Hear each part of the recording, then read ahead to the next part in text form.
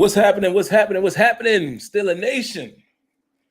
If you guys can give me a virtual thumbs up, let me know that you're able to hear me. I'm on solo for the moment, waiting for my good brother Kenyon to come on, but I was running a little bit late, so I did not want to keep you guys waiting. But if you guys can give me the virtual thumbs up, let me know that you can hear me. Hear me, see me, all of the above, and we'll get it cracking. But what's happening, folks? Bear with me as I do some stuff here in real time. I'm trying to adjust. Trying to adjust my tags and all that. Okay, thanks. Appreciate you guys. All right, give me a second, man. Like I said, my bad. Running late. Had some husband duties I had to tend to tonight, man. Still getting things set up for the home and things of that nature. Life and wife and family first, right? But how's everybody doing tonight? How's everybody feeling? Is everyone feeling good about the pick so far? Broderick Jones, Steelers went up to get him, went up a few spots. And, I know some people last night weren't particularly happy about that. But, that's just how it goes sometimes. Sometimes you got to pay to play, if you will. Give me a second, guys. Steelers, NFL draft, 3 NFL. All right, just adding a few tags here, man, and we can get it cracking. But how's everybody doing so far, man? So far. MT Moot says he thinks they're going to go tight end. Interesting. Kenyon will be here in a moment. The ladies may or may not pop in. I gave them an open invitation if they want to pop in tonight. But Kenyon should be here shortly. Kenyon is here right now. Actually, hold on. There he is, guys. Got Kenyon on now. Hopefully you can hear me, Kenyon. But I went ahead and started. Because I was running late. You know what I mean? But let's make sure. Let Kenyon get his headphones on. Kenyon, you can hear me, right? I can't hear you. Hold on.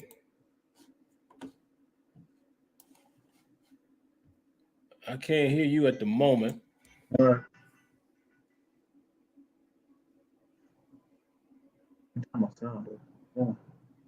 Uh-oh, something's happening. Something's going down, man. Nope, can't hear you. I can hear you. Can't hear you, brother. I see people saying Khan is on the phone, so they're wondering if Omar is looking to trade that pick. Let's see. Can't hear you.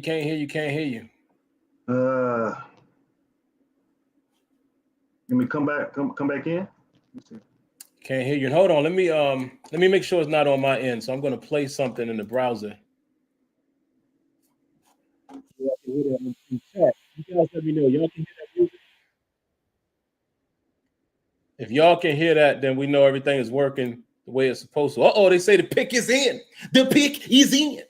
There we go. Kenyon, I got Kenyon. Kenyon's in here now, folks. I can hear him. All right.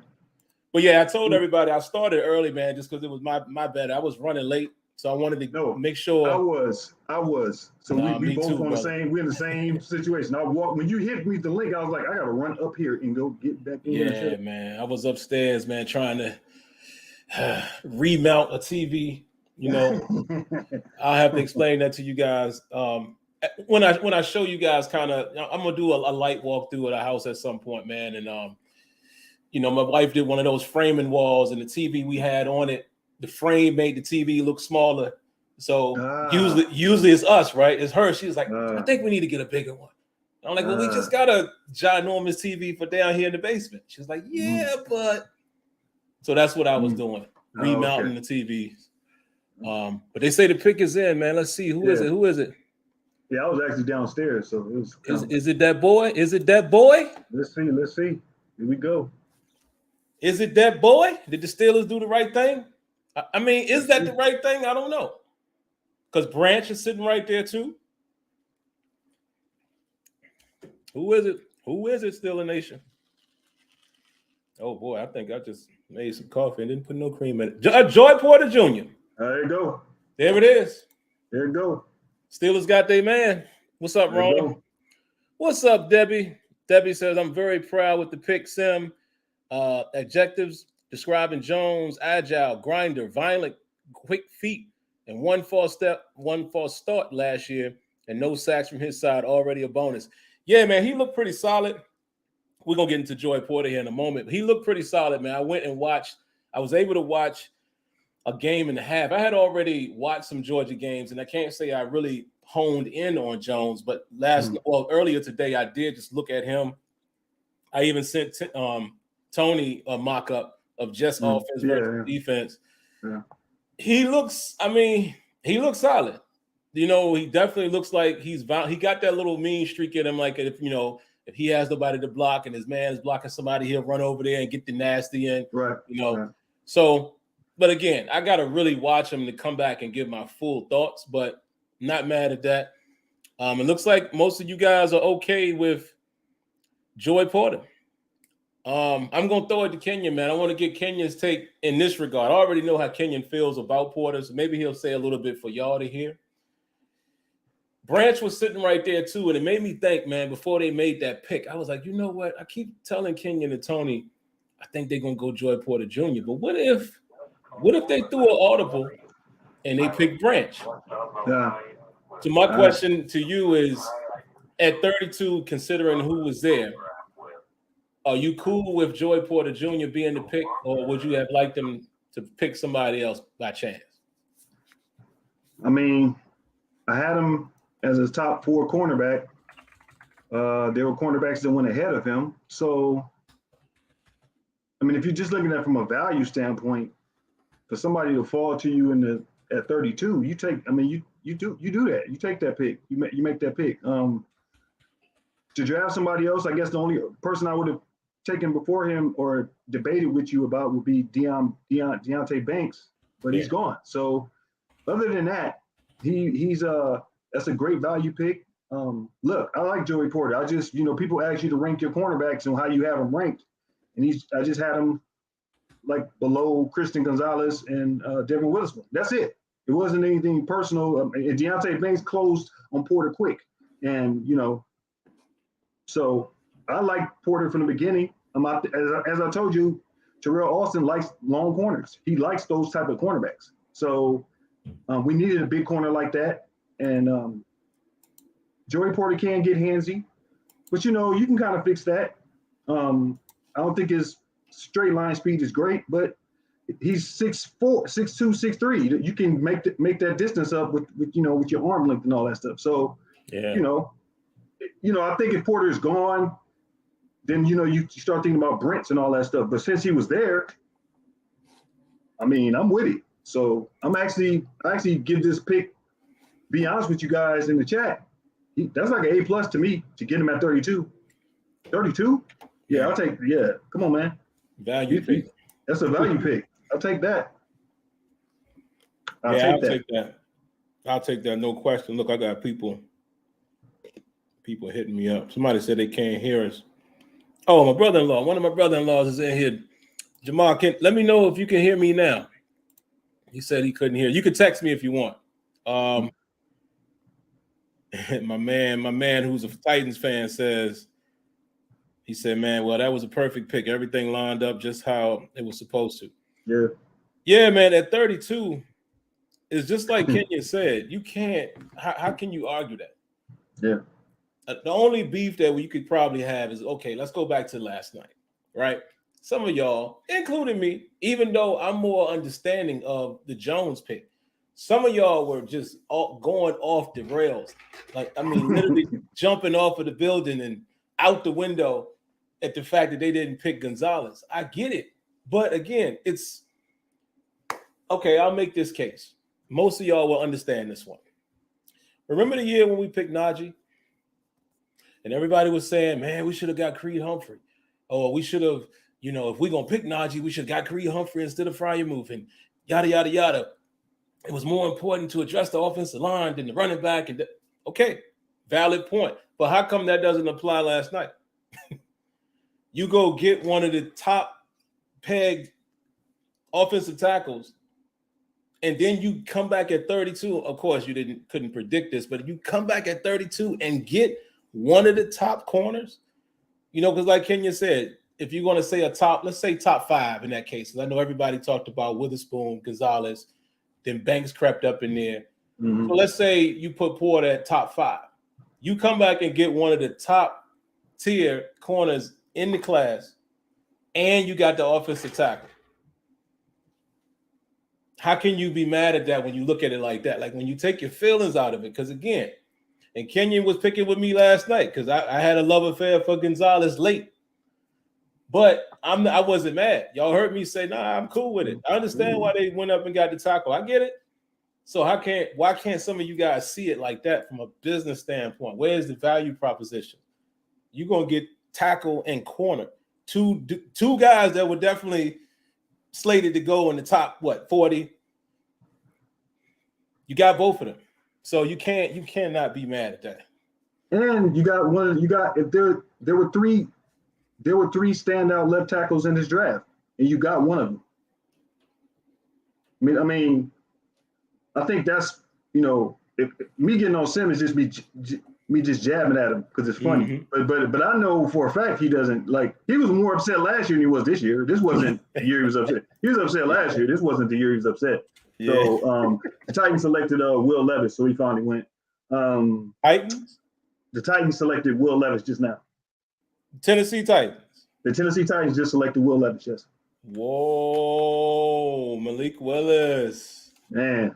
Whoa. Okay, perfect example. Kenya just said it. See how our chemistry is so crazy that Kenya threw the alley-oop but didn't even know it was coming. Look at that. Last year I'm mad because we all, not going to say all, but a lot of us liked the potential of what Willis could have been. The Lamar Jackson for the Steelers, if you will. Right? We get Pickett. After we all settled down, I said, you know what? I'm going to give Pickett a chance. I like Pickett. Definitely after seeing how he has played. He won me over for sure those last 4 games. He won me over with those 2 fourth quarter drives. Come on, man. I like Kenny Pickett. I think he's a dog. I think he's going to turn out to be solid. Now you fast forward to Malik Willis. Did subpar for the Titans when he got in the game. And when Homeboy came back, Tannehill came back, they quickly brought him back. You would think if they were in the market for the quarterback, Malik Willis, they would be a little more high on him. They just drafted him last year, even though it was a 3rd rounder, but still. You go and draft this kid in the 2nd round, which is higher than you drafted Malik Willis. What does that say about Malik Willis? Think about it this way. He was a project from the beginning. Yep. So anyway you want to look at Malik Willis, if you like what you saw, I like what I saw. Me and Sam used to text about him, watch games, and talk about it. But let's be honest, he was a developmental quarterback. Yeah. And for him to play last year, he wasn't ready for that environment. That's why they skimmed down that offense, especially when he was in the game. So he wasn't ready yet, and that's a 2-3 year process. To me, them drafting the quarterback, A, gives them competition. B, you're trying to secure that spot because you don't think Tannehill will be there next year. And you'll see. I guess we'll find out who the better player is. But I agree with Sam. You draft the quarterback in the 2nd. That's saying a lot. You draft a quarterback 2 consecutive years. That's indecision on your front office or non-belief in the quarterback that you selected in the 3rd round last year to think he could be a franchise quarterback. So it's going to play out. Either way you look at it, will play out. So it's going to be competition, and we're going to find out. So I don't know. I thought the Titans had other issues. So me too. That's a new one. That's new. Hey man, shout outs to Levis, man. It's got to be tough. Of course, I've never been in the position of some of these fellas sitting in the draft room waiting to hear my name called. Mm-hmm. I didn't get the pleasure to do that, but I can only imagine it's got to be tough. He sitting there, and I won't say everything that we made a little reference to it in the text. He's sitting there with something nice around his arm, you know, surrounded by love and family. I like that. And he's waiting to get his name called, and it don't get called, and it's kind of like, oh man, you know, that's got to suck, because you know, if you're a competitor, he's thinking to himself, man, I can play as good as these dudes. Like, I ain't taking nothing away from Stroud, I ain't taking nothing away from Young, but I can play with them, and your name don't get called. So I'm happy that he got his name called quickly in the second round, man. So shout outs to him. Yeah. But yeah. I mean, interesting. That's interesting. Lions drafted tight end Sam Laporta from Iowa. Wow. Okay. I don't. I'm trying to figure out what the Lions are doing. Man, I know my good buddy Smitty is probably losing his mind right now. I mean, to draft a running back that wasn't projected to go in the first 2 rounds, that's a very interesting pick. I mean, I did see a report that they said that Swift, they're open to trade Swift. So, but I don't know. I don't know about that pick. I don't know about that pick yet. Yeah, I don't know about that. I don't know about that one. That's that doesn't inspire me, you know. I mean, I like the linebacker pick, but I heard on Steelers Depot today. I heard a little bit about that when I was out, and they were questioning the Jack Campbell pick, where they picked Jack Campbell, and I was like, yeah. Yeah.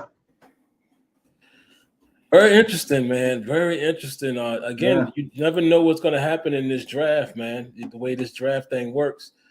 Quick round of applause to Kev. So fun, man. If I can find it here. Here we go.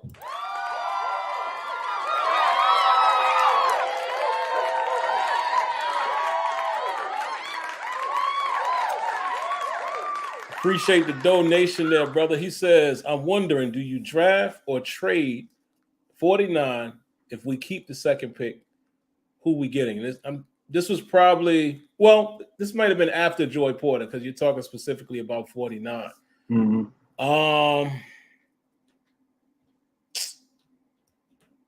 I wouldn't be opposed to trading it. However, I think the trade value was 32. Yeah. I don't know what teams. Let me see if I can look at who's in line to pick. I don't know if anybody is looking to go to 49. I mean, that's middle of the road. You know, that's the 18th overall pick as far as the second round. Got the Bucks right after us. Miami, maybe, you know, because they didn't have a first.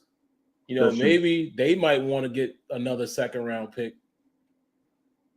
Yeah, that's true. Other than that, I just don't know. I mean, Detroit got plenty of picks, as we see. Right. They have multiple picks. They have multiple picks, right?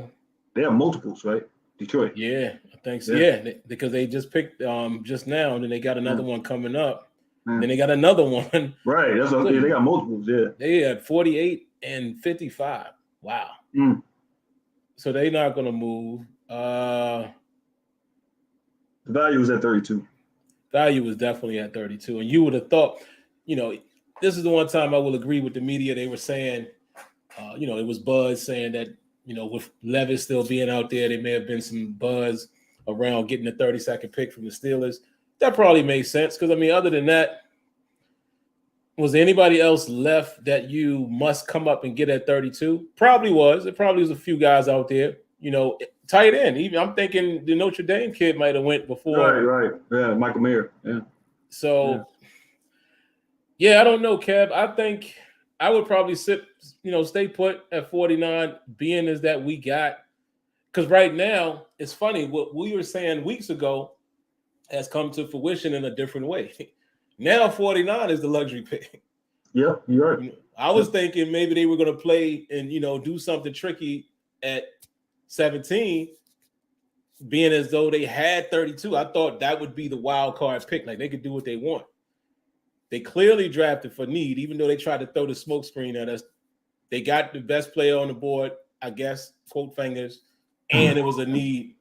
And then you come back and get Joy Porter at 32. Super value right there. So 49 is wide open. I know Destiny and others are big on Herbig. You want to go get him? With I don't know if does he go that early? I don't know. Could you get him in the third? Yeah, you probably could. So yeah, I'm trying to think, man. And Kenya is going to probably be better at this than me. Who would we be looking like? Who's left out there right now at 49 that we probably should keep our eyes on? At this moment, the Steelers need. But at this moment right now, the way the board is playing out, people are falling. So you don't know. Mm-hmm. You know what I mean? I can't even give you I can't say with these three people, you know what I mean? Because the board isn't falling like a traditional board because people trading up. Michael Mayer just went to the Raiders. And I just got a text from my boy, and Sim knows what I'm talking about, who's a Raiders fan. And he's just hit me with happy emojis. And he's happy. This is for you, Tony, whenever you listen to this. Let that Notre Dame clown go to the Raiders. I don't want him on my team anyway. You know what I'm saying? So, yeah, I think that I just think it varies because people are falling. What if at 49, you don't know, somebody might be still there. And I think what you're seeing now is that's a little mini run on tight ends. I mean, because that's two right there. Means that's telling me that somebody else is going to, you know what I mean? Washington may go. Oh, yeah. Big boy ain't went yet. He ain't went. So it just depends on how the board falls. I mean, look, Trenton Simpson is still on the board. Oh, yeah. And then didn't bring him in? They brought him in. So this is what I'm saying. So who, you know, to me is whatever the list that you have, Sim, if you put that up, yeah, that would give me a real good, better picture of what could be going on. Yeah, let me grab that list again. Yeah, I was telling everybody last night that's what you need to look at, and I ain't looking at it myself. I think it's that's one, two. Yeah, I mean, look, man, somebody's gonna be there at 49. I mean, this. And just for fun, I don't know if you guys can read them. I'll just read some of the names here as far as some of the guys that I would assume hasn't been picked. I'm not going to read the quarterbacks because they bet not. That's all I'm going to say. Not that early. That's late. Yeah, that's late. Jonathan Mingo, wide receiver from Ole Miss. Keep an eye on that. Charlie Jones, Purdue. He's a wide receiver as well. Yeah. Jalen Reed, Michigan Nice. State. Jalen Reed's good. Really good. Bryce Ford Wheaton out of West Virginia. Big receiver. And Cedric Tillman out of Tennessee. So the Steelers brought in 1, 2, 3, 4, 5 wide receivers. Okay. Tillman is a Mike Wallace clone. Okay. They brought in only one tight end, folks. And guess who that was? Yep.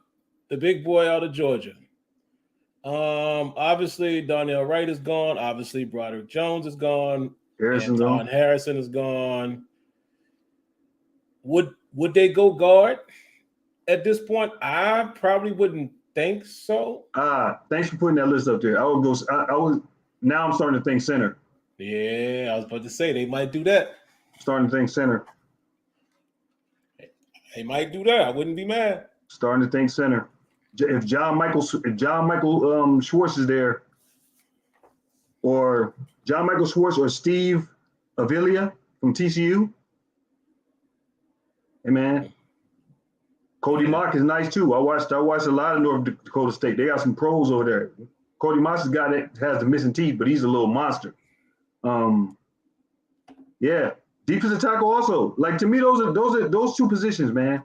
Because could you get Siaki Ika in the third, or would you have to pull the trigger on somebody like Keon White, who's a kind of defensive tackle edge, or do you pull the trigger on Keanu Benton? Oh yeah, at 49. That's what I'm saying. Brazil got drafted, right? Brazil got drafted, and then there's Carl Brooks, who I mentioned yesterday from Bowling Green, and they like him. So, because to me in the third you can probably we could work on edge. Look, people just be. Oh, this kid went too. Right. Kansas City. Yeah, he went. Right. Felix.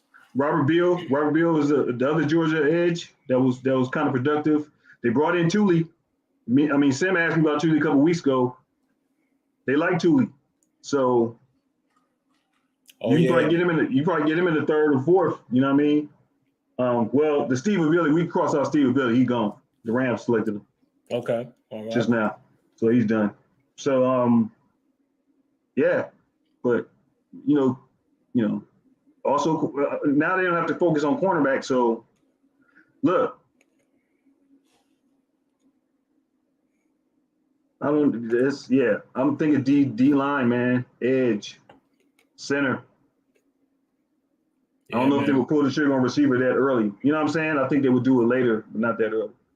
So yeah, and I'm liking what Omar and Andy and Tomlin are doing so far, man. It seems like those two picks were like really good picks. I kind of feel like they're going to keep that train moving. If they've made their trade, and I think they're going to sit tight right now and make the most value pick with all of the picks that we have left, especially, I think 49 at this point. And what's the other one? We had 80 or something like 80, that. 49, 80, yeah. Those two, I think they're going to try to get as much value as they can, because then, we're not coming back until That's true. It was the 6th or the 7th. 7. Yeah, 7. Yeah. So unless somebody wants to move up that's why when you said 32, I thought 32 was the value pick, because they could have stockpiled picks and had a little bit more depth to the draft, but it really just goes to what they did in free agency, to why maybe they didn't, you know what I mean? The offer would have to been really sweet for them to do that. And it just really says a lot about what they did in free agency, because they addressed O-line. You could argue even cornerback with a veteran. And so it's to be interesting to see what they do at 49. I don't know if they believe in a safety class this year. So yeah, that's why I got Larry's question here, man. He said, would you do Brian Branch at 49 if he's there, or do you take a D lineman or linebacker?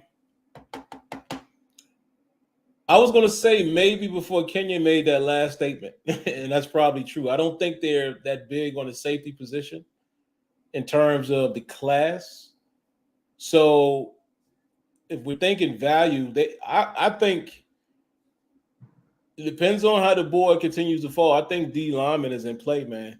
Yep. Benton and those boys, a lot of those dudes might still be there. Yep. I'm not that, familiar with the inside backer class to really know if there's a guy worthy at that spot. Semi-familiar with some of the edge rushers, but I don't know enough about who's available and what the value might be. So I would say, again, just kind of, cheating and looking at the list here, I would pull from somebody on this list. And if I had to guess, D lineman is kind of heavy here. Doesn't look like they brought in any inside backers. Yeah, I was looking at that. Not at all. So. But Aaron, but the new linebackers coach did he went to the Tulane pro day, and was scouting that linebacker, inside linebacker. And it's not necessarily that they have to have brought you in for a visit either, because facts. That's not like that's just the top 30. Yeah, it's just so it'll be interesting to see if they how they play that. I agree with Sim. It might be defensive line. I'm also leaning towards center. Look, they like their center, but if you could bring in somebody, if they've shown a pattern now, they're trying to build those lines. Competition is everything. You bring in a rookie that can eventually start for you. Yeah, man. That might. And is Mason Cole? Is he your long-term answer? No. I think he's good. He's serviceable, but you need you need that guy. You need the next guy. So I'm kind of leaning towards those two spots. Unless you get, I like there's depth in the receiver class. It's not a great receiver class, but maybe you can get them to third. Jaden Reed is nice. Mingo is a big receiver, nice. As I said, Tillman is more Mike Wallace-like as far as the speed guy, stretch the field.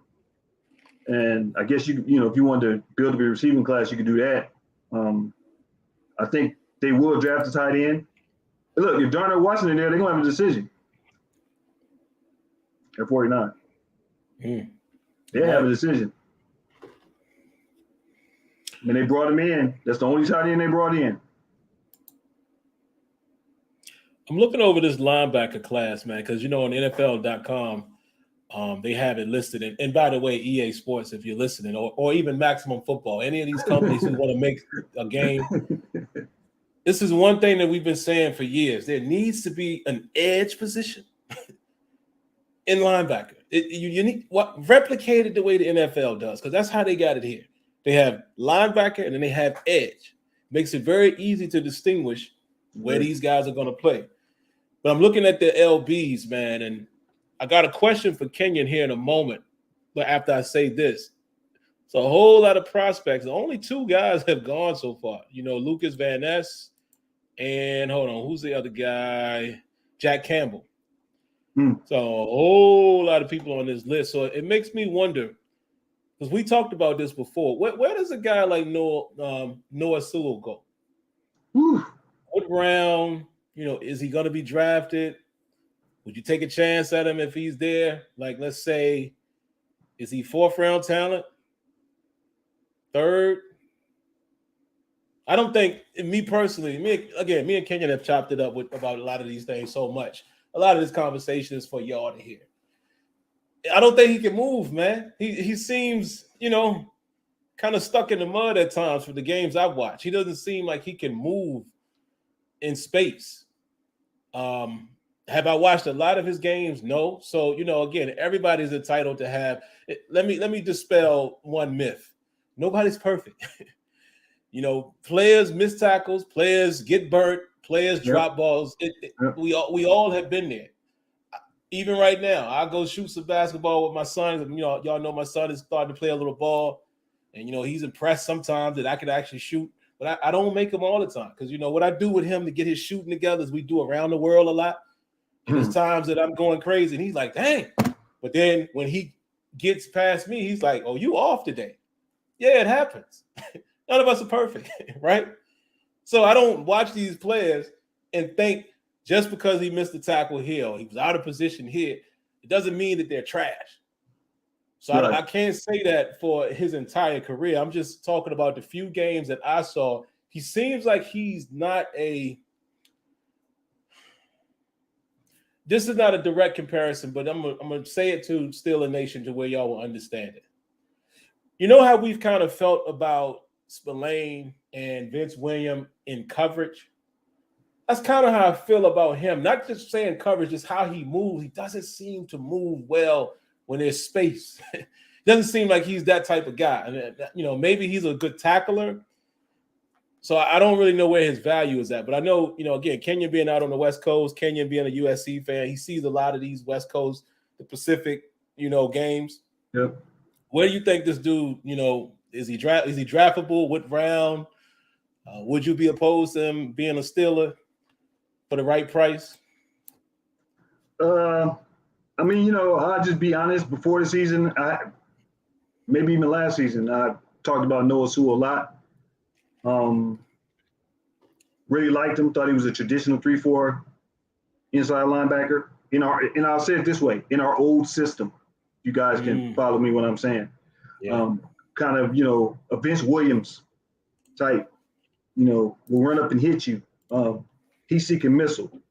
But Sim is correct. Of the games that he has watched, I soured on Noah Sewell because when they played certain teams, they would just have him covered. And when they had to have him cover, he had problems. And you almost have to play a zone, underneath zone, to to disguise his flaws. And I don't know where you draft somebody like that. And I'm just being honest, because of today's NFL, you have to be versatile, be able to move. he started to go down the way I looked at him, his list when I just watched more and more games. And I see Oregon a lot. So like when I watched them play, I was like, had a great sophomore year. Kind of was injured a little bit, but his potential was there. And I think he had a better year covering early in his career. But when you see him now, last year I was kind of like, I was disappointed. And I was like, man, that's somebody I really like because he does remind me of Vince Williams. He will hit you. He will knock you out.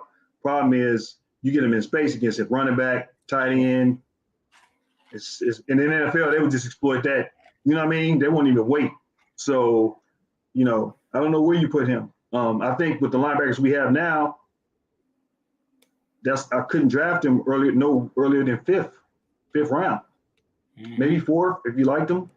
But man, it's that's what my evaluations are always. I wait because you have to see how people progress each year. You know what I mean? Because somebody can show you something on their sophomore tape, and then their junior tape. You know what I mean? They can fall off or they can get better, and that's elevates them. But man, yeah, I agree, Sam. He's right. Just watching him, I was like, yeah, he can't. I don't like him in coverage, and we've seen enough of that in Pittsburgh. We don't want that no more. You know what I mean? I mean, Miles Jack is more athletic than him, and he couldn't cover like that. That's your answer.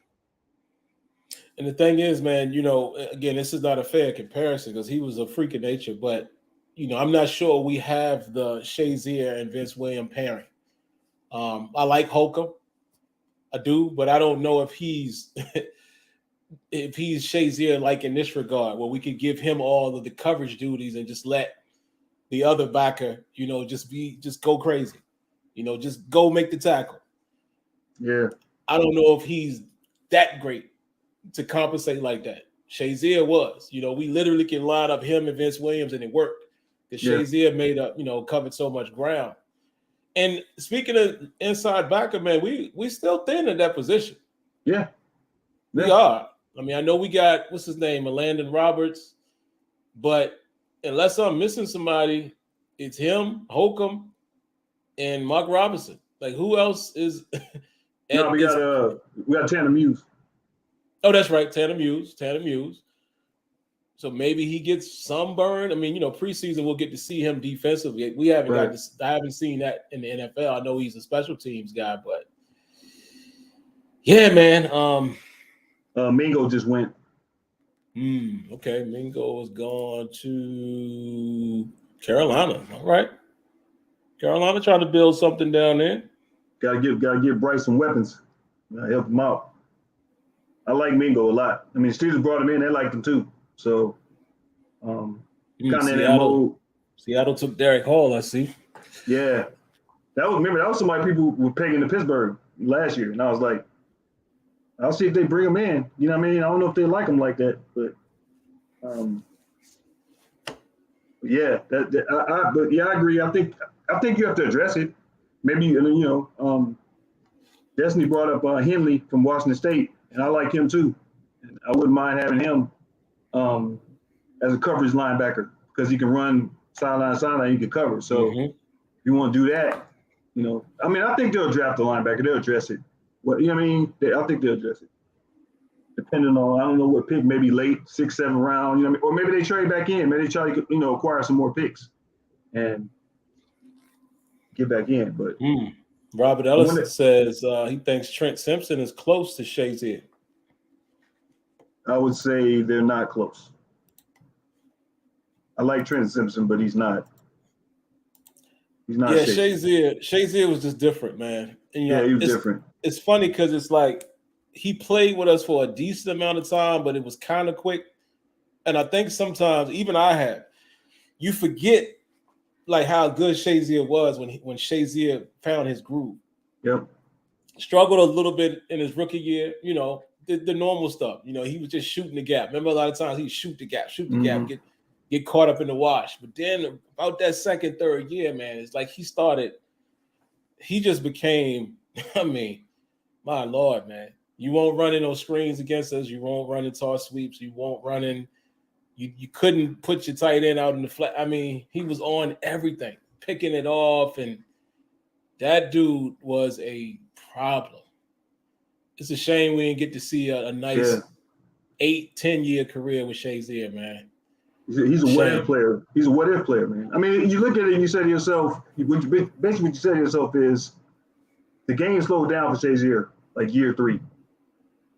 Like, he wasn't reacting off of, he wasn't using his athleticism as his, you know what I mean, as his main thing. He was just, he started to see the field, read the field. He was, you know, his potential, to me, I thought we never saw the best of him. So that's the part that's heartbreaking, that you never really got to see what he really would have became.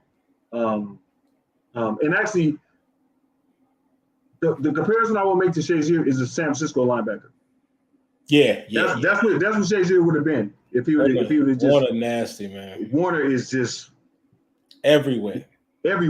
He's everywhere. So that like, to me, that's the apt comparison. Warner was, you know, and Warner wasn't no high pick.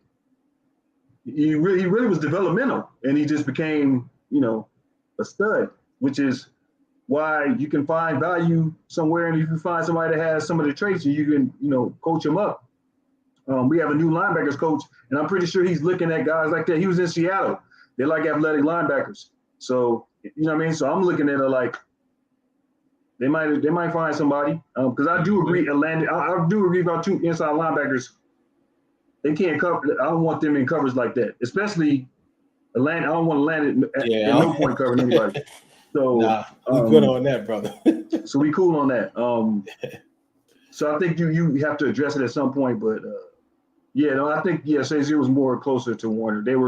That's the apt comparison right there, because Shazier was a safety in college. People forget that he was a safety, and then he converted to inside linebacker. A safety that ran a 4.3 40. That was, I mean, blazing speed.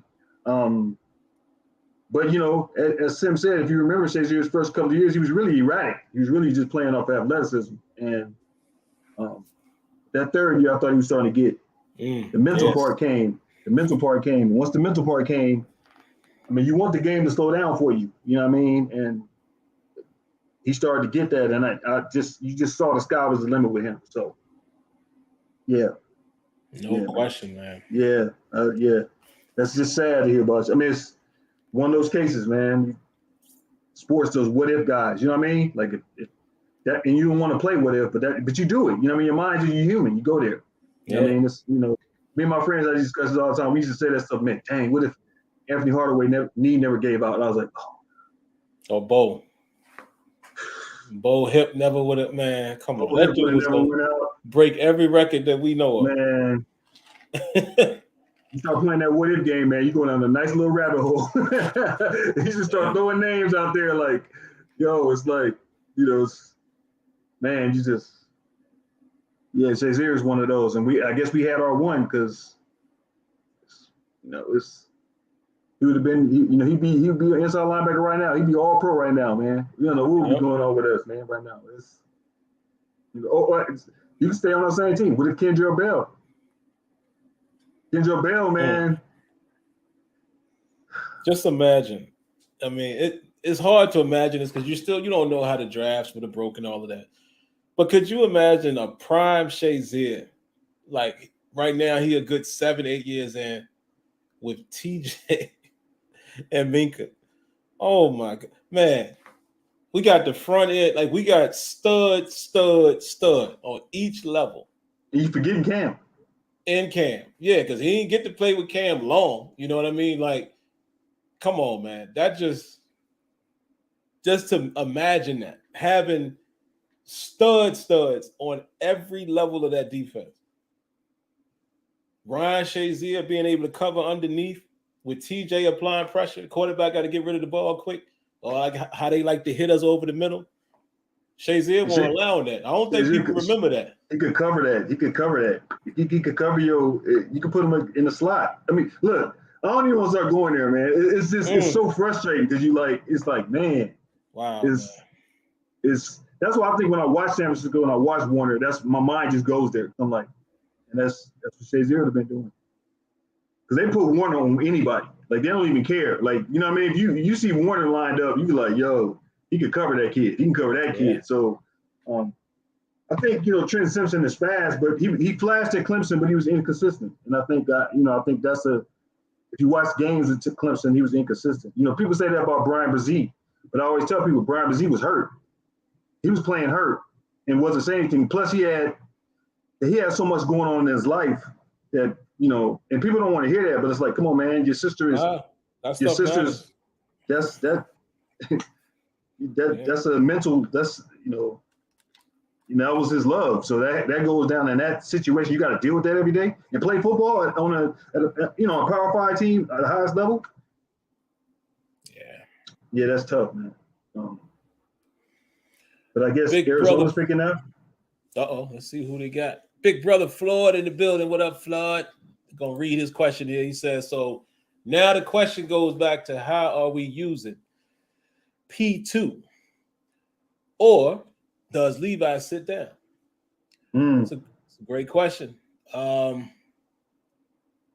honestly, man, I'm starting to believe in what Omar Khan is saying, right, in this regard, when he's saying, look, the best players are going to play.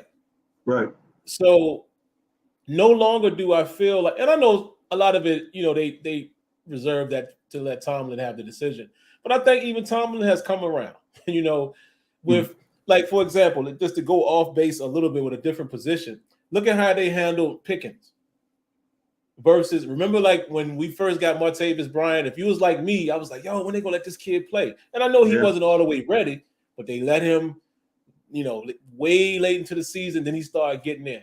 Pickens, they got him out there because they probably felt, look, at number 2 or 3 at that, however you had him when Claypool was there, he was ready to play. He still was raw, but this kid is probably the more talented out of anybody behind him. We're going to play him. Look what he did with Kenny Pickett. That really surprised me. Putting him in at halftime of the Jets game. So now I feel like if Joey Porter comes out there and does what he needs to do, he might get some playing time. And if he's playing consistently, or at least rotational, who is the odd man out? Are we going to let Patrick Peterson kind of be the father of that group and his spot is solidified and it's Porter versus Wallace? That's a great question, Floyd. I don't know. Like, I can't answer that one.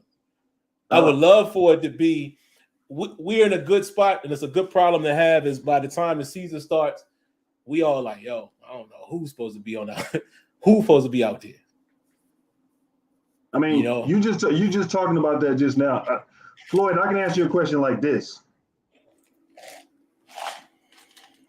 The George Pickens situation, him just walking in and starting, I think it's an individual basis. Yeah, man. I think Tomlin used to do it as a collective, almost like a varsity thing where you just have to earn your, the seniority type situation. But I think if you're better, you play. And if Porter walks in and he's ready to go, look. He plays. My personal opinion is I think that Wallace didn't play bad last year. I thought he played well, very good he did. us. But I think they're moving around Patrick Peterson. So this is how I look at it. Porter will see the field. That's how I look at it. He'll be on. He'll get 25 snaps. Yeah. Because they're going to move Peterson around, and you can put Peterson at safety. Look, they used to do that. They've already done this. They've already done this before in the past. So it's not like new to me. You know what I mean? And Green Bay selected the tight end. They selected Luke Musgrave. The other tight end I told you about, Sam, that's a monster for Oregon State. Okay. That kid. So, but yeah, I think that, to answer your question, Floyd, I think that's what you do. You just put the best people on the field. I think you'll see Porter if he's ready. That's it. He's coming into training camp offering something that they don't really have. Witherspoon and Porter are the same size. Pierre, same size. But that'll be interesting. It'll be interesting to see what happens with Witherspoon. Does he make it out of training camp? Very interesting, yeah. Pierre does special teams, so he's going to play. He'll make the picture. Man, I forgot about Pierre. Yeah. So let me see. Let me count them up. Pat Pete, Levi Wallace, Joy Porter, Pierre, Willis. So we 5 deep. Who we missing? Marlette 6. Marlette 6. Can any of those guys play the slot? I'm going to say no. where we're comfortable. Outside of Marlette, because they've had Millet's doing that. Yeah, they're doing that. But I don't see Pierre in there. I don't see Peterson in there. You can't put Peterson in the slot and put Porter and Wallace on the outside. Maybe in nickel. I'm asking you.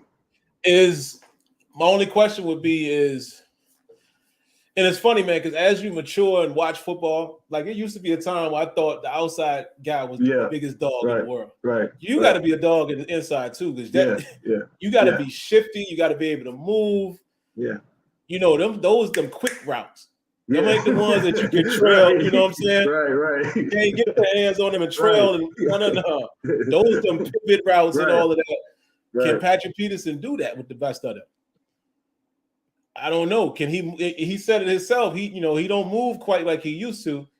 But again, intelligence can win over. Yeah, it makes up. Yeah. Can he play inside? If he can, I absolutely would love that. I mean, because you can't put Porter inside. Nope. You don't want Wallace inside, really. Nope. I mean, I'm thinking myself, is Millette the default guy? Sounds like it. Right about now. I'm thinking aloud. Is Millette the default slot right now? And see, with what you said just a moment ago bears the other question. You know, they already said they're gonna be moving Peterson around. So when they do these exotic looks, who's playing inside? Yeah. You know who? Man.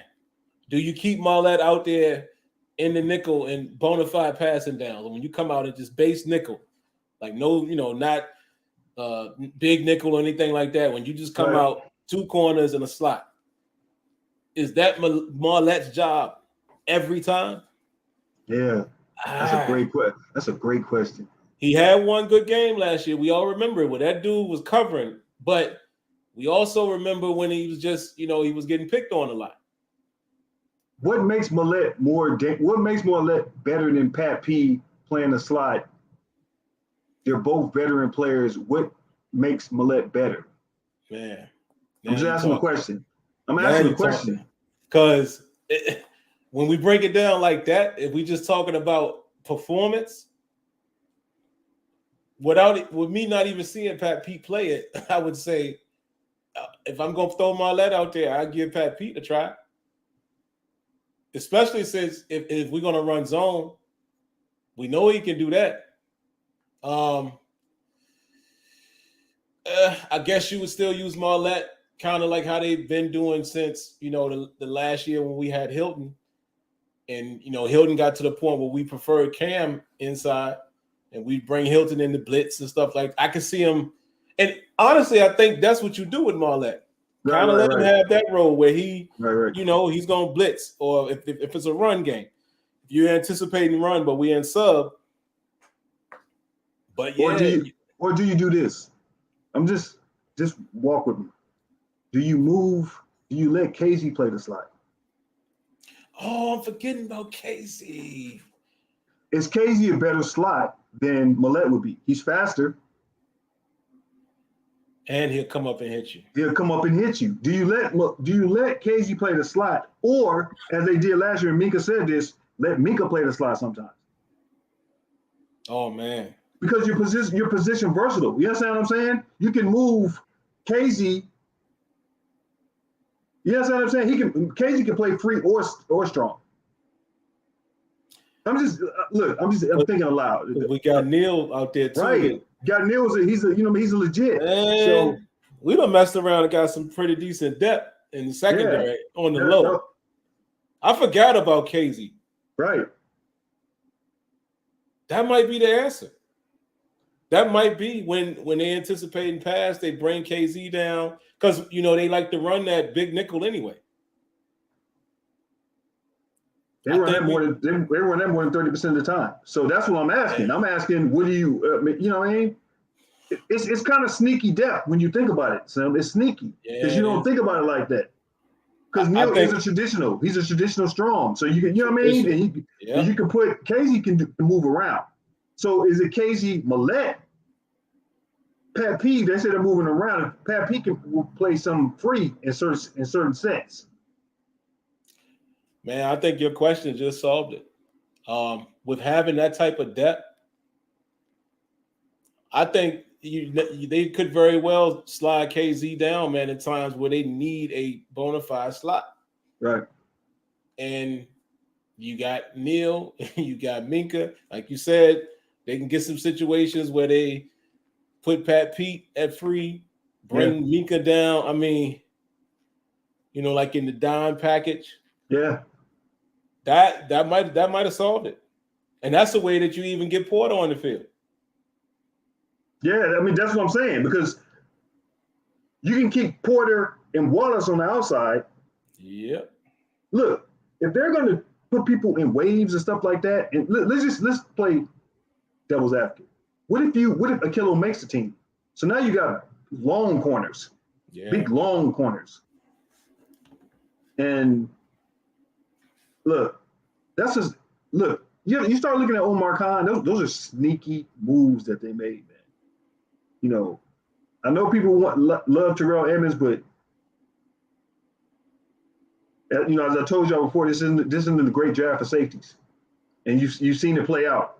Mm-hmm. So next year it's on. Next year it's like 5 of them.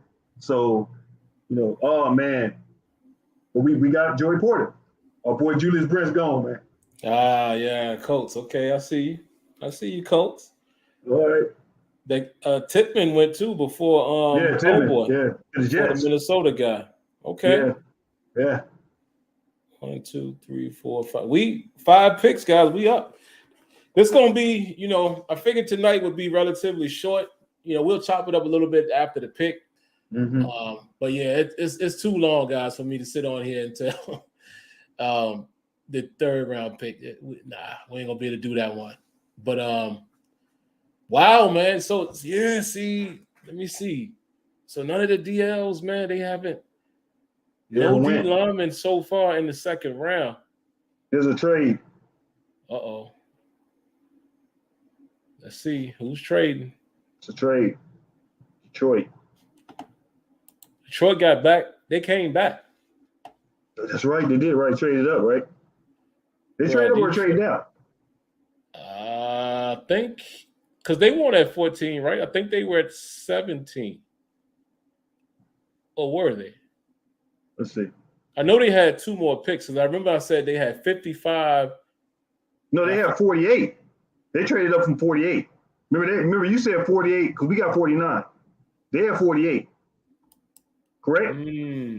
Something like that. Yeah, okay. Because where are they now? They're at 45. They traded up. 45. Okay, so they must have traded with Green Bay. Green Bay had it. No, Green Bay had double picks. They picked twice. Well, who in the world?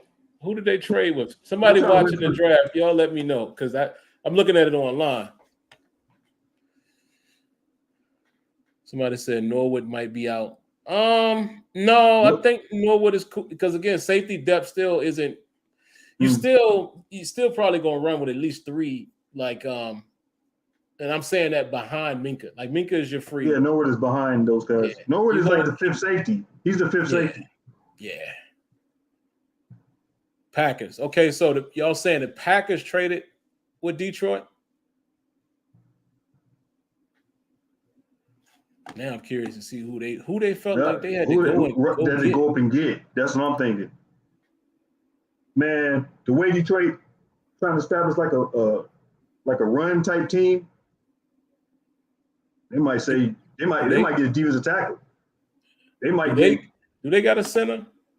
Oh yeah, they got homeboy. What's his name? Yeah, they do have a good center. I think they do have a good center, right? They got Penny Sewell's not a center. He plays Oh yeah, he's a tackle. He's a tackle. Who's their center? Is it Rignall or somebody like that? I'm gonna look at the rest right now. Let me see. Detroit. I need to see that roster. Roster center.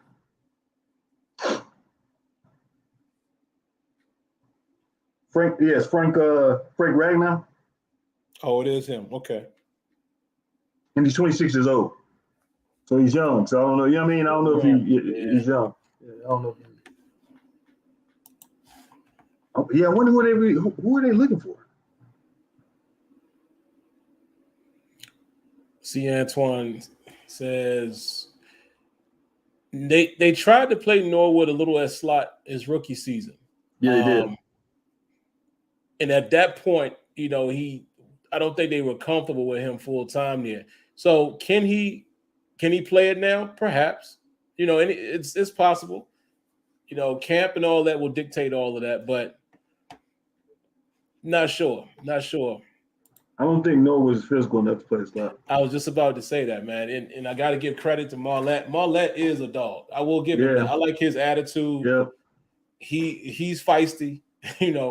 Norwood didn't really show us that. Even when y'all remember when they had him blitzing, he just don't seem to have that edge. He wasn't even fully blitzing. He wasn't even fully blitzing when they blitzed. It was like so Detroit trades with Green Bay, so Green Bay gets the 48th in the 5th round, and Green Bay picked the 5th round pick for that. Let me tell you, if I'm Pittsburgh and somebody wants to trade up and I can acquire a 5th, I'm taking that, man. I'm taking it. Yeah, I'm taking it. Yeah, I think Norwood's he's not a physical guy. And I'm going to be honest with you. I didn't have a lot of expectations for Norwood. He's a 7th round draft pick. 7th round, man. It's like, how much am I really going to put on him like that? I can't do that. Yeah, I see D-Mac said he disappoints. No, I don't. I couldn't say that personally. I'm not going to tell you how to feel, but I wouldn't personally say that because, again, like Kenya just said, 7th round pick, they got out of him what they could get out of him. He's still developing. I think he's smart. He's a real smart player. I don't think he made a ton of mistakes. I mean, we know what happened in the Chargers game that year. And it happens, But I wouldn't say anybody who's not drafted in the top 4 picks, none of those people beyond that are going to disappoint me. That's true. It's kind of like if we can get what we can out of them, then it's icing on the cake. It's icing on the cake. He just said it's icing on the cake. After that first 4, he's right. After that, it's like if you find a stud out of that, then you won. If you find Antonio Brown, James Harrison, you won. Yeah. You know what I mean? That's it. You won doing that. Oh, Brian Branch, Detroit Lions. Yeah, okay, Brian Branch. Well, they list him as a cornerback. Okay, Detroit. All right. Hey, you tell your boy Smitty, Detroit making nice moves. Yeah. He's telling me to be positive. They're making some nice moves. This kid can play. All right, Steeler Nation. So take him off the list. Yep. Scratch his name out. And JJ Walker, looked like you had put that in the chat early, so appreciate that as well, in case we didn't see it. MT Moot says Lions be drafting off names and not needs. Actually, they're drafting to fill their squad. If you look at their team, they have holes in their team. If you have you get Cam Sutton, you have Brian Branch, who's kind of like a versatile DB safety slot, and you add that to your squad, that's good. And you get him in the 2nd round at 45. Yeah, that's a great pick, actually. They drafted the tight end that just a running game. The only pick I question is the first running back, drafting that running back that early. That's it. Get that. Everything else I'm cool with. I'm cool with everything else. But they know something we don't know. So if it works out 2 years from now, we have to applaud them. Sneaky 25 says, I want Ringo now. You still want him after the Porter pick? Right. I'm just asking. Like, I'm not knocking your one. I'm just asking. Like, you still feel that way even after picking Joy Porter, or maybe you're not aware. I know some of y'all don't watch the draft. Maybe you're not aware that they've already drafted Joy Porter at 32. Let's see. I don't think I would. I don't know if I think I might address center or D. You know what I mean? D tackle. Yeah, D line. And edge. Darnell Washington. Yeah, Floyd, I'm with you. I mean, That's a luxury pick. Yeah. I mean, you're right. Think about running. I mean, you kind of giving it away if you do this, but think about running 12 personnel with him and Gentry and running the ball out of that. think about running 12 personnel with him and Gentry running play actions. Oh, and then, man. you know what I mean? Just imagine the bullying that you could do to people. I mean, you could just bully people. And yeah, I'm with that. But knowing the New England Patriots, that's somebody the Patriots would pick. Yeah. You know what I'm saying? That's somebody that Bill Belichick would be like, you know what? I'll utilize him.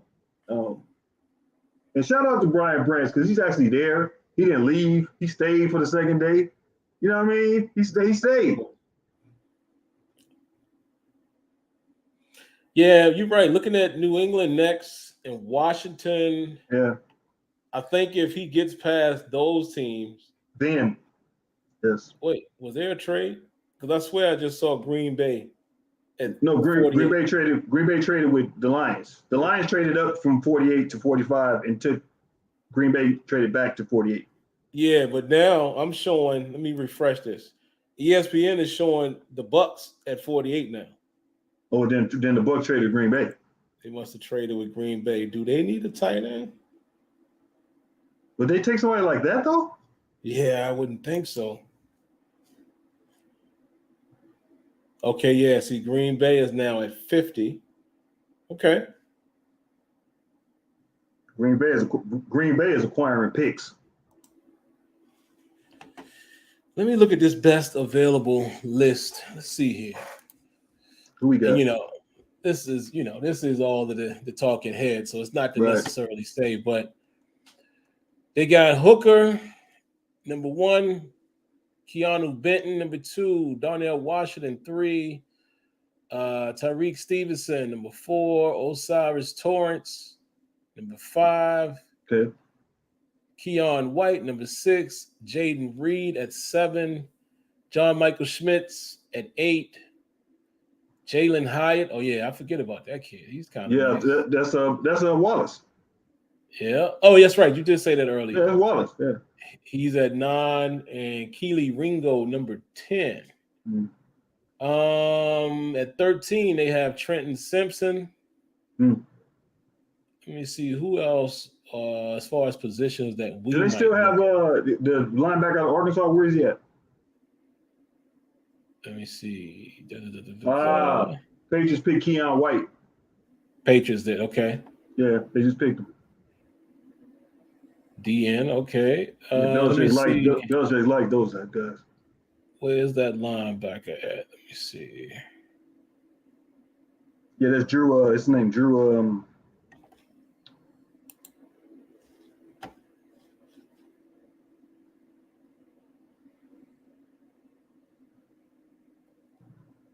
Oh, let me go by position.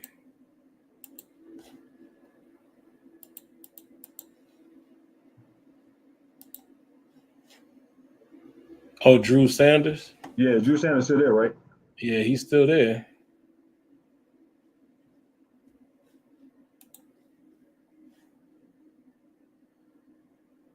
Yeah, they got him currently ranked 25th as far as best available. Okay.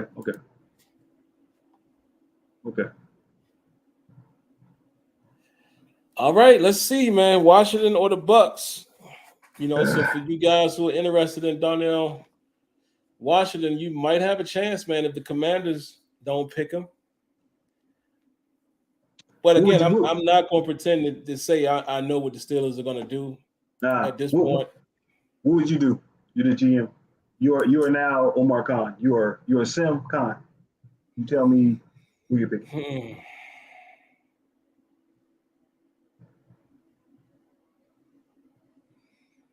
This is a tough one because initially I wanted to come out of these top 3 with 2 defensive guys. But man, thinking about, all right, I'm gonna say if I'm Sim Khan and I got Andy Weidel, right? You got Kenyon White. Kenyon White on my side. And we trying to mold people as it appears that's what we're doing with the O-line. I might go with Washington, man. My gut, though, is telling me maybe take a chance at Simpson.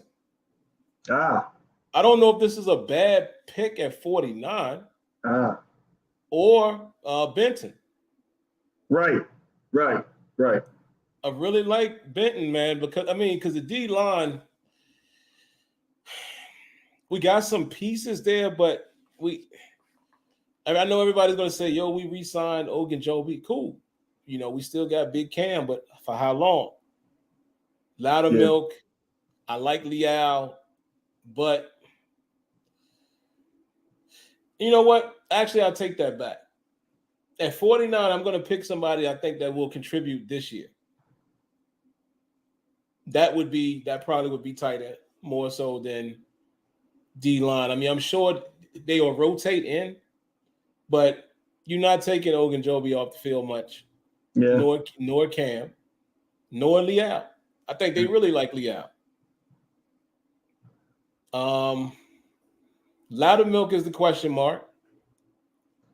And then we got depth because we acquired the two homeboy from the Chargers and then the dude from the Bears. Yeah, both of them. So, you have depth. You already have depth there. Yeah, I think I would go with tight end or Simpson. My mind tells me you go tight end. I don't know if I have inside linebacker there. I don't know if I would go Trent Simpson. I would keep an eye on that safety out of Penn State who they went to the pro day. They like him. Washington took a safety, Jartavius Martin. Okay. Yeah, there's a safety out of Penn State I think Pittsburgh likes. So it might that's an option.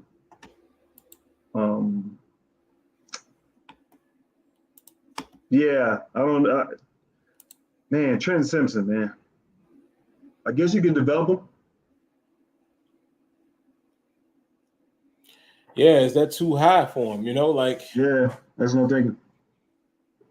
Yeah.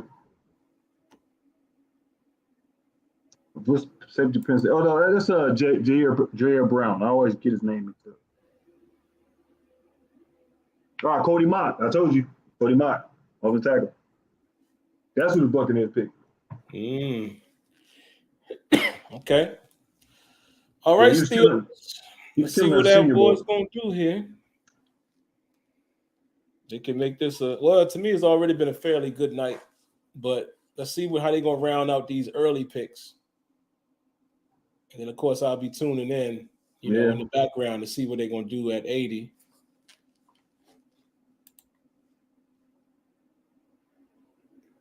Trent Simpson is an inside linebacker. That's what he played at Clemson. Luis D.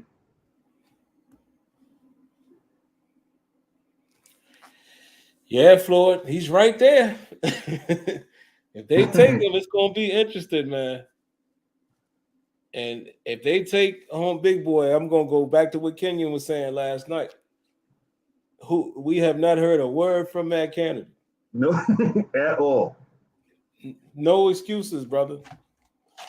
If you get all these type of toys to play with, come on, man. I don't want to hear it. Pig is in. I ain't even gonna look at the chat because the chat be fast. I'm gonna wait for it to pop up on my screen. I'm waiting. Yeah, as I'm doing the same thing you do. Waiting for it to pop up. The pick is in. I guess the Steelers think it's value you can get, but they've done enough free agency to, and you might still be able to get Ben at 80. You don't know. Yeah, that's right. Let's be honest.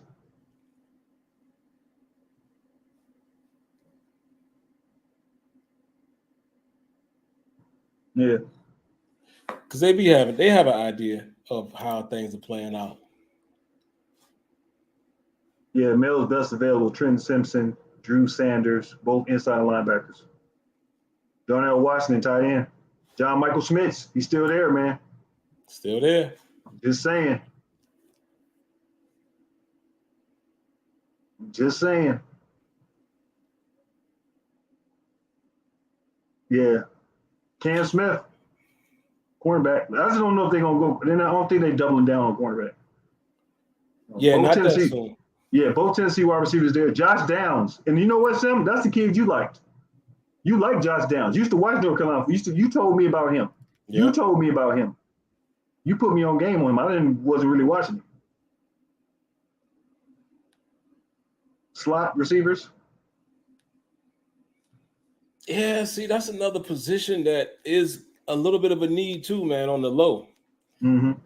I mean, Calvin Austin right now, and I know this is not a fair comparison, and I don't want to curse him, but he's almost like what's the dude, man? Can't remember his name. Mike Hilton's teammate. Sinquez Golson. Yeah, Sinquez Golson. He's almost in that category, and in this regard, we don't know. We haven't seen him. We haven't seen him practice and preseason. We haven't seen that. So it's hard to just say, oh, he's going to be able to give us some slot reps. Is he a legitimate slot? I know everybody is depending on his speed, but remember in school, he was on the outside most of the time. So slot receiver, I know Allen Robinson can play slot too. So yeah, but we have to remember we still have we have Anthony who the receivers are. Oh yeah, I think Pickens. We still have Anthony Miller. We still have Anthony Miller. Remember Anthony Miller, if Anthony Miller doesn't get hurt, he plays last year. You don't even see Steven Sims, remember? Anthony Miller was ahead. He was the one that was playing. That's true. They have receivers. I guess if you're looking at the kick return, I could see that. But would you draft somebody like that, They still got homeboy to do that if they need it. What's the kid? Jerry. Yeah. Oh man, I don't know if Thomas gonna let him go back there again. Shoot, I like to see Austin. I mean, I don't know if he can do it, but just speed alone, like man, get to the corner. I know he can return punts. Yeah. I know he can return punts, but I don't know if that kickoff is different, man. Here we go.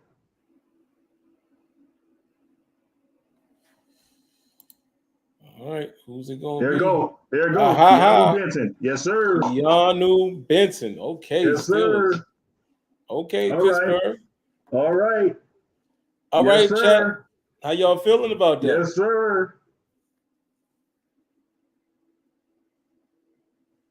How y'all feeling about that? Yeah, I like that, man. And again, man, if I got to go back and show y'all this board, the Steelers don't really hide much, man. They kind of do exactly what, you know what I mean? Like if you look at this board, what this tells me, let me pull it up. What this tells me is we can now believe what Colbert and them have always said. Yeah. Who is on our big board and where do we have them ranked? Obviously, you see Keanu Benton came in for a visit, as did Darnell Washington, right? So this shows me that they had Benton ranked higher than Washington. Both of them were available. Yeah. So this gives me reason to kind of believe what they be telling us. Yeah, man, I'm be honest. That was a great pick. I'm gonna be honest. That's a great pick. Not mad at it. That's a great pick. All right, Floyd says safe pick. I like it. Wave Dave loves it. Why Diggy said perfect pick for the time for where they got him. Charles says I like it. Sounds good. JR Minor says love it. Tony loves it. Wave Dave says he was my favorite D lineman, so you must be ecstatic. Mm-hmm. Packers take Jaden Reed. Okay. Big Noriega says he loves the pick. Railfax says this at least gives you an opportunity to mold something behind Cam Hayward. Absolutely. Yep. I mean, really, but then you have to remember they got two other defensive linemen. They're versatile. Yeah. He's trying to make them come in waves. Give Cam Hayward some rest. Let those, let those kids develop. The person who should be worried is Loudermilk. Because now it's now when you go, now when you go to practice, it's on. Just for your job now. Let's have a real conversation. Has Benton played? Does he play nose at all? Yeah. So, how safe is a guy like Montravius Adams? That's somebody else too. Got to worry. Got to worry because the two people they brought in are already ahead of him. Yep. Let's just have a real conversation. And Benton, they love Benton. And as Sim showed the list, this really goes back to the Senior Bowl week. Because the Senior Bowl week, which me and Sim used to talk about, I said, they all on Keanu Benton. Tomlin was over there talking to him, was over there chiding him on. Sure was. So he was already on him. So, look, they like, look, I told y'all in the chat that Wisconsin produces professional football players. Look at their track record. They possess, that's what they produce. They develop professional football players. TJ, Benton, you know what I mean? There goes Cam Smith. Cam Smith goes to Miami. All right. Nice fit for him. Yeah. Man, what you think Jordan Love gonna do at Green Bay, man? As I look at this receiver that they just grabbed. Yeah, they got Jaden Reed. Like, you think they sold on him, or are you sold on him? And honestly, I haven't seen him play much. I'm not. I didn't like him when he was at Nevada. Like, I didn't like him like everybody else did. I thought he was inconsistent. I think he has talent, but he was inconsistent. And I think that, the investment that Green Bay made in taking him where they took him has, and essentially has forced them to, now they got to put people around him to see what he can do. And a couple of times I've seen him play. We played well when Aaron Rodgers wasn't there, but there's times where I'm like, I don't know if he's sometimes you got to throw those quarterbacks to the fire, and it's yet to be determined. Green Bay is really full rebuild now, and we're going to see. That's a team, Sam, that if Jordan Love don't play good this year, they'll tank and try to get, and be in that Caleb Williams sweepstakes. Yet to be determined, man. I think the organization likes him, and I think he's a quarterback that they picked because they wanted to succeed Aaron Rodgers. I don't know how to feel about him, to be honest with you, because I don't know what he is. And I felt the same way about Trey Lance. But if you really think about it, Trey got a chance to play a little bit, and he won the job. But now Trey Lance's future is in doubt because Brock Purdy. San Francisco is really weird that the Shanahans have this ability to do this. But his father was able to pluck any running back, and make them a all-pro in his system, in his, in the way he ran. He can get any running back, make them good. Now you're starting to watch his son do this with quarterbacks. Because Brock Purdy was the last player picked in the draft.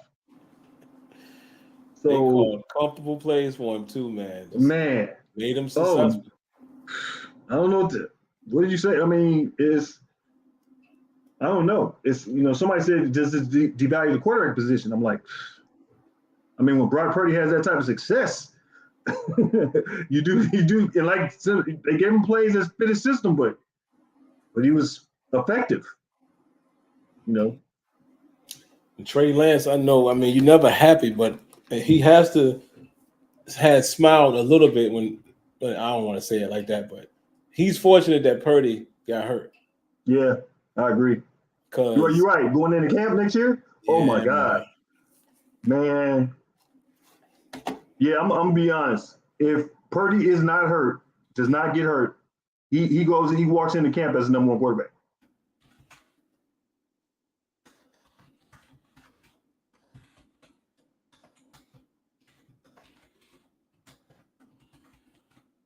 Yeah.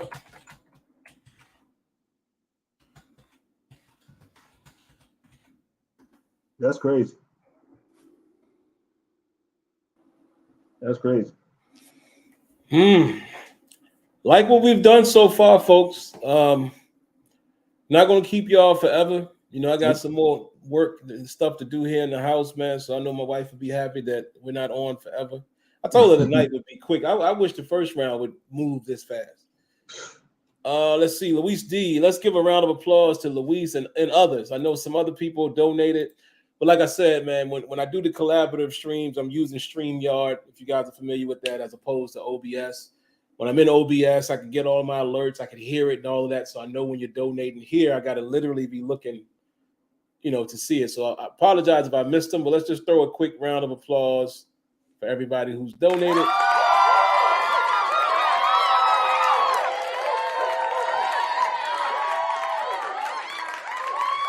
Definitely appreciate it.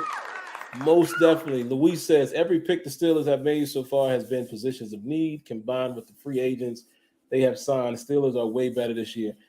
Yeah, I mean, so far it looks like the Steelers, really got a shot to go into the season being very formidable, from just on paper. Like we discussed a little earlier, that secondary could be sneaky good, just off of veteran and acquiring new young talent. Mm-hmm. They could be sneaky good, man. They could very well be sneaky good. I think the offense might take a step. I hope it does, but I think it will in the run game at least. We already know Kenny Pickett is out there working his butt off. I'm sure George Pickens wants to put more on display. I'm sure Deontay Johnson, if he's still on the team, I would imagine he would be now because I think trades and stuff would have happened for the draft. I don't think they're going to look to trade Deontay Johnson, before the season, during the season at this point. But I'm sure him not having any touchdowns has lit a fuse. Najee, you hope, yeah. So I definitely, that rebuilt offensive line is very possible, very, very possible. A guy like Jones will be starting. We'll see. So, yeah, I think the Steelers right now are looking decent. However, I will say I'm not going to put on our black and gold colored glasses. I mean, still, Cincinnati is still the team we need to be concerned about in our division. Agreed. Even more so than the Ravens. For some reason, the Ravens, we've been able to beat them the last several times. And I was just telling my wife this the other day, yesterday, matter of fact, I said, you know what? Lamar Jackson hasn't really killed the Steelers since he's played us. He hasn't. He's always a threat, but we've been able to contain them pretty well. Cincinnati is the team in our division that makes me concerned. Because over the last year or two, they've kind of been able to own us a little bit. I don't like that. And they're good. Joe Burrow is good. Ja'Marr Chase is phenomenal. I mean, that three-headed monster they got at receiver, let's not act like Cincinnati's not a good team, man. Give me your flashbacks. Give me your flashbacks of when Carson Palmer was there. Yeah, let's have a real conversation. Remember when they had the three-headed monster? Yeah, man. Ocho and they're good. Yeah. The Bills are going to be good. Kansas City is going to be good. I mean, it's still the Jets are going to be good. The Miami Dolphins are going to be good. Yes. Let's have a look. The LA Chargers will be good. Look. AFC is, hate to say it. The AFC this year. The Colts sleep on the Colts, building some pieces over there. So it's like, it's not one of those things where I could blindly say, yeah, I think the Steelers are going to be contenders. Oh, no, I can't say that. I can't say that. I just say, I could say it looks like we're building something. I like the pieces so far, and we'll see. But I'm not going to get ahead of myself and do like Summer Still the Nation. Yeah, man, we're going to win the Super Bowl this year. No. No. I can't say that right now. Let's let the season play out. Let's see what happens. Let's see who the final 53 is. Let's get a chance to see some of these people in preseason. And but yeah, I like the move so far. And the draft is not even over. We'll see how they finish tonight. But yeah, man. is looking good right now. Yeah. Oh, yeah. Floyd just said Sean Payton in Denver is going to be a problem. Yeah. Could possibly be a problem. First year? It depends on what type of team they assemble. I like Sean Payton, but how much does Russell have left? I was just about to say, whoa, that's an interesting combination I didn't think about. Sean Payton and Russell Wilson.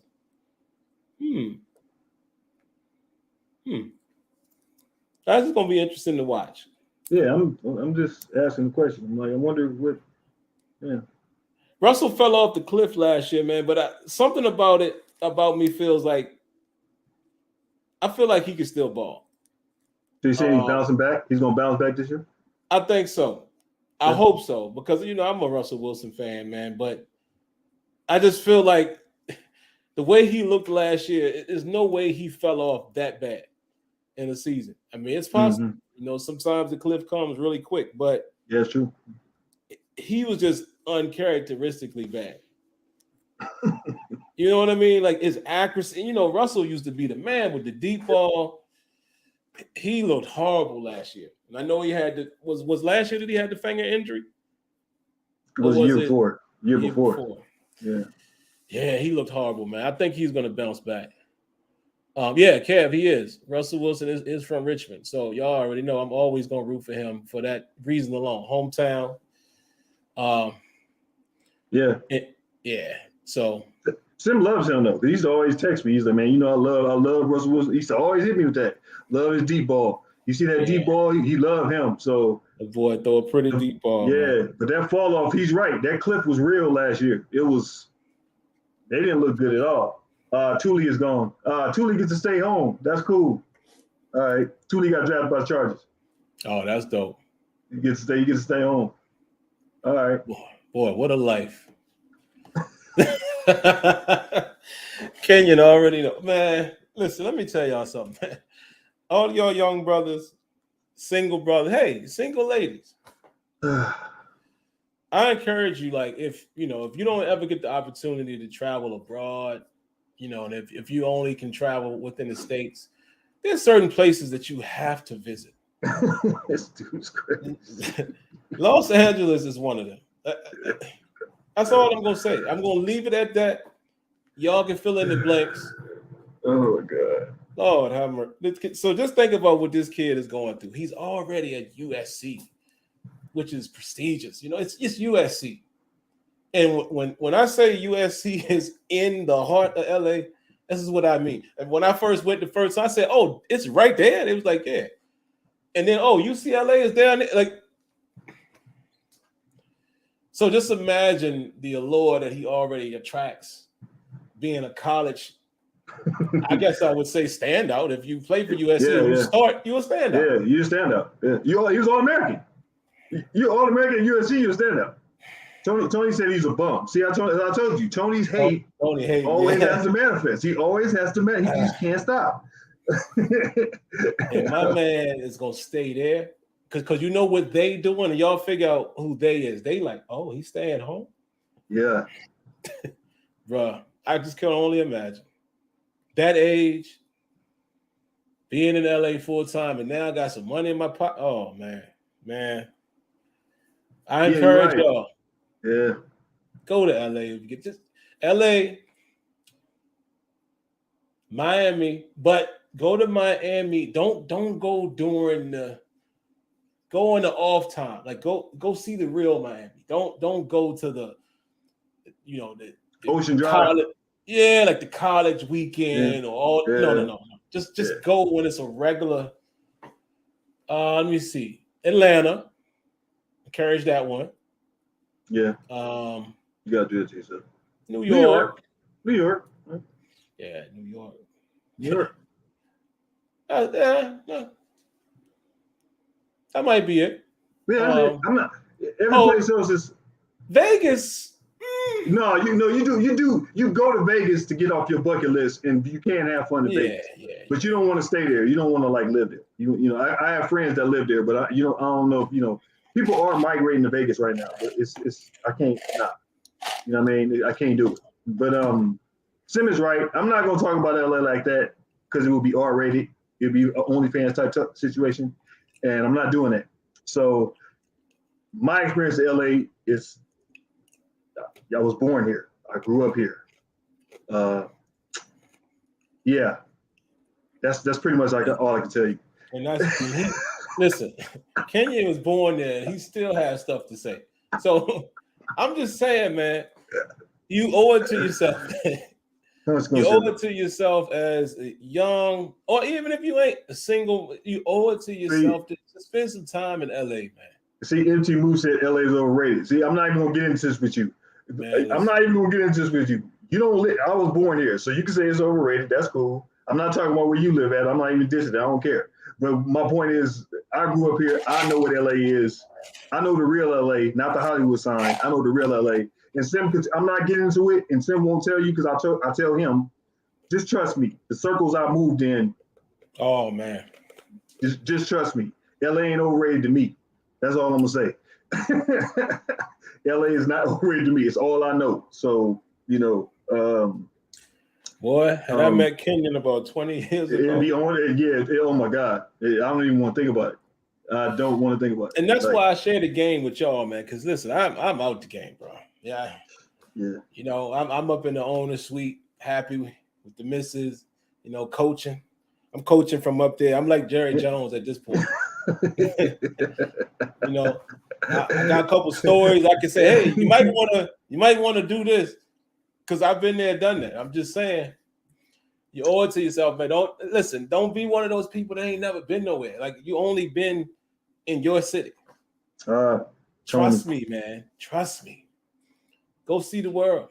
And like I said, if you can't travel outside of the U.S., there are plenty of places in the U.S. that just gives you a different perspective. Yeah. People in L.A., different. How they act, in Atlanta, New York, it's all relative. Like, you got to see these different experiences. But I would encourage you to go back and listen to what Kendrick Lamar said. The 3 W's of life. Exactly. He talked about LA. Exactly. It is an anthem on my phone. Trust me. I have it as a ringtone. It's he won't lie. Tony said it just now. Tony said, "What about Columbia?" All I'm gonna say, I'm about to go. All I'm about to say is this: 54-40. Sim know what I'm talking about, and Tony knows what I'm talking about. Now, you talking about a place where I'm trying to go, that's all I'm saying. No disrespect to other places, but yeah. I'm gonna be honest. If I leave the country and I'm there, you won't see no more. You won't see me on Tail Tuesday no more. It will be no more Kenyon. You will not see me. I will be gone. Wow. Look, MT Mood, you be wilding, brother. Wilding out, man. He said Kardashians. Anybody say, okay. Look at his second. Oh, yeah. See? Yeah, he had to clean that up. Clean that up. Clean it up. I don't want to live in Dallas, MT Mooch. I don't want to live in Dallas.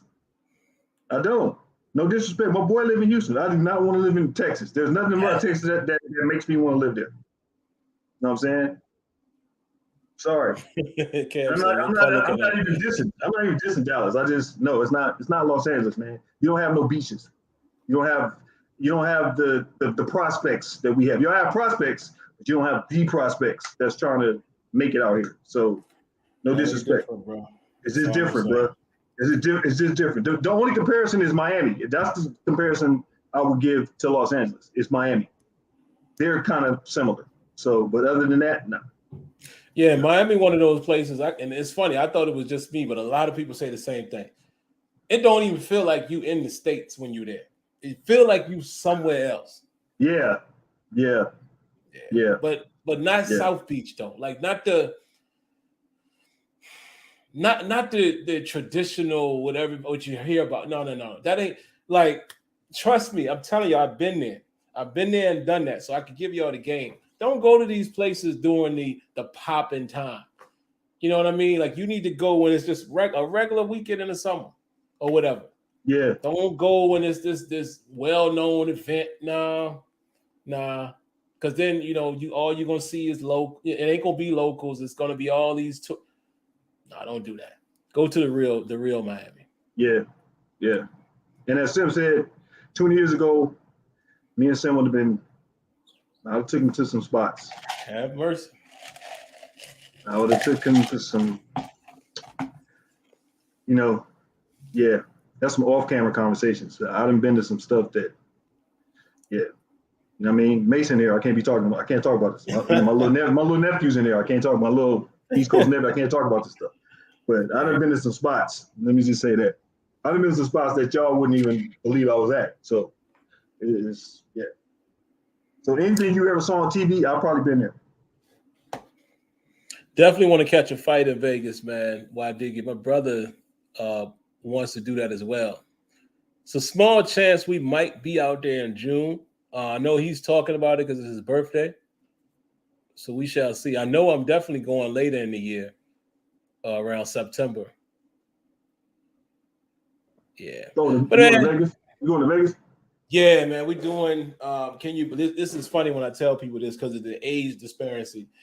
My wife actually has a younger brother that's turning 21. Oh, okay. So we taking them to Vegas, and it's gonna be us and like got some friends going, some more fans. It's gonna be a nice group of people. Mm-hmm. So we doing that. But I think we might be out there in June too for my brother's birthday. But we'll see how that pans out. But yeah. Yeah, I used to. Yeah, people always tell you.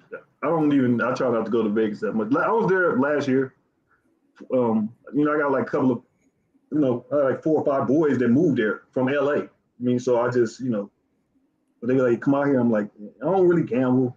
You know what I'm saying? So it's like, me neither. That's not my thing. So like when they, it's like that doesn't excite me, and quiet as kept. The last time I was, the reason I kind of soured on Vegas because I was there years ago with that Pac-Man Jones incident. I was there for All-Star Weekend. I was actually in Vegas for that. And I was actually at the thing that happened, I was there.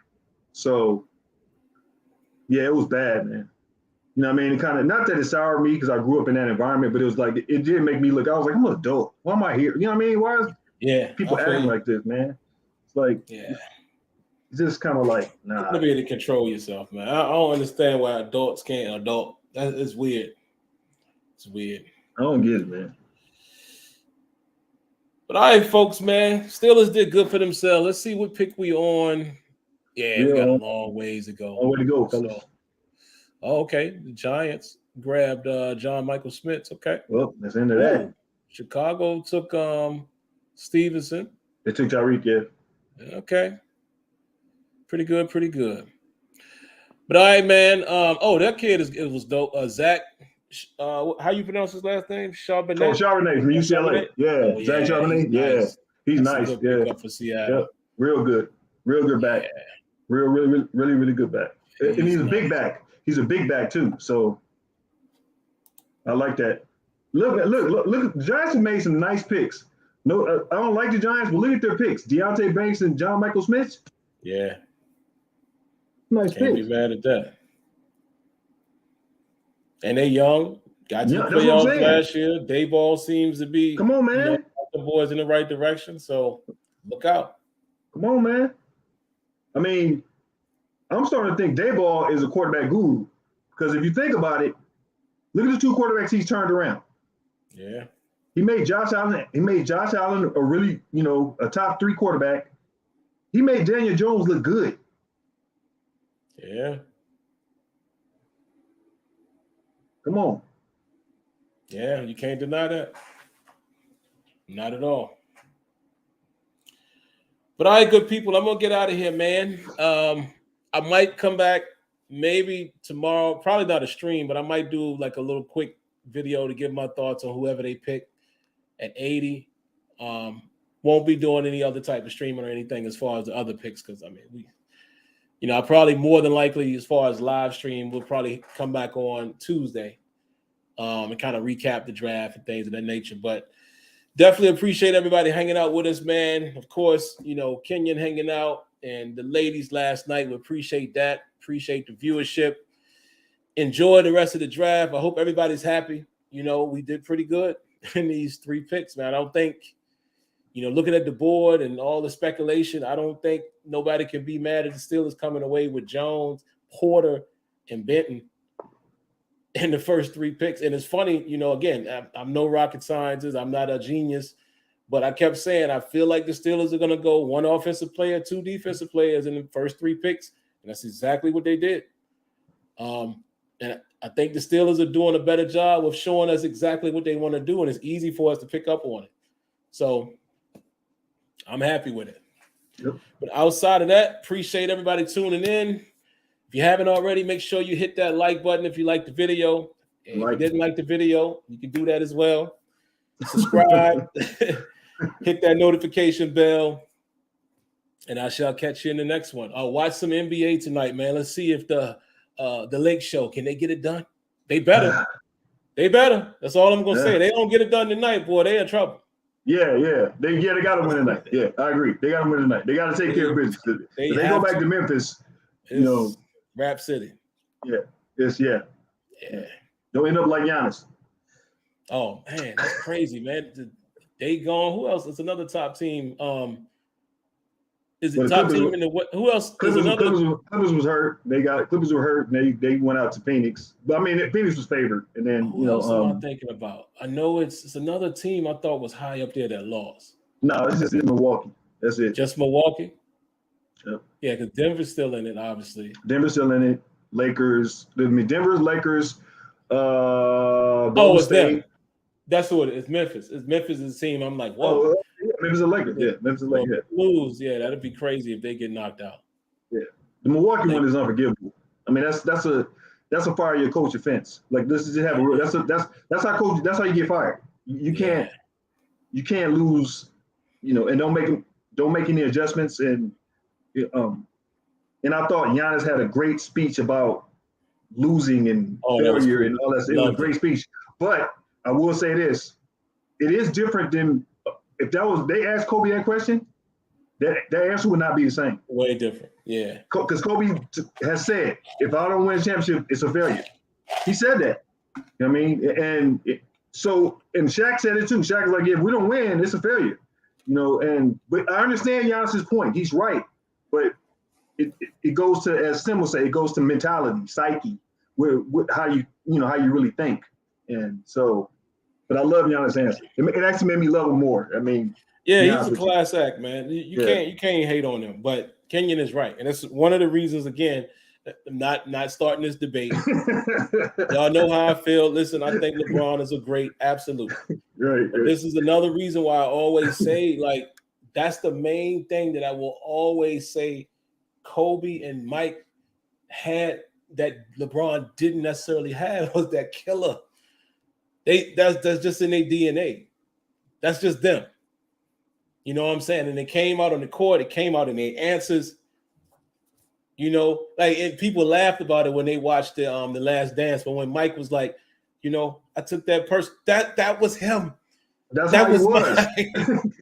That's a different cloth, man. That's a different cut. Like people say, they try to rationalize it. You can't. He was born that way. That's how he is. Yeah. You know what I mean?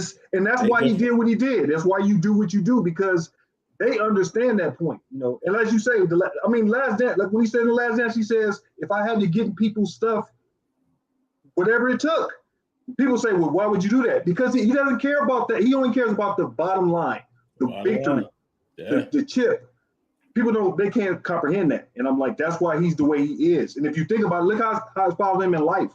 You don't become a billionaire if you don't think like that. You know what I mean? Your mentality has to be in a place, and and you hate to say it, but some people can't comprehend that. They think they can, but they can't.